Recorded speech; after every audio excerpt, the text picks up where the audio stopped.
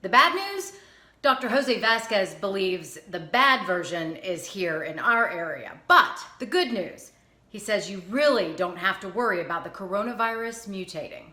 It's no longer a question of where. It's now clear the coronavirus began in Wuhan, China, and then spread across the globe.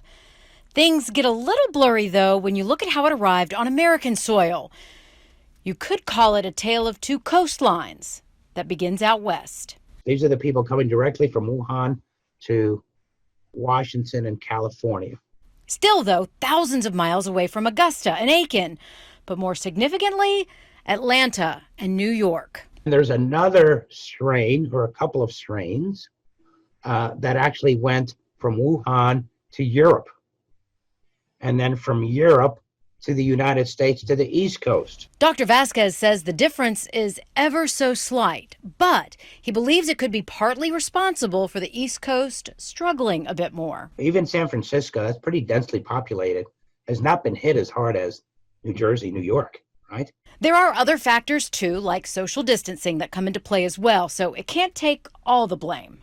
And then there's this. Having a different strain of corona is not the same as a different strain in influenza. Which is a good thing. The flu's ability to rapidly mutate is why we can get infected over and over again. It's also why experts every year have to make an educated guess when developing a vaccine. Those are very different strains versus these minor subtleties or strains within coronavirus. Dr. Vasquez believes once there is a coronavirus vaccine, it will offer way more protection. Our immunity to them lasts for a couple of years, so it may not be yearly. And again, since he says the changes are minimal, it would cover each mutation. We do know that there are, at least at this point in time, 10 to 15 mutations on the virus, including the ones flanking the United States, until we can finally say our coasts are clear.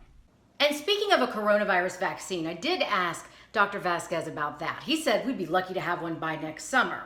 However, he adds, if one were to become available a little later this year, he says he wouldn't trust it.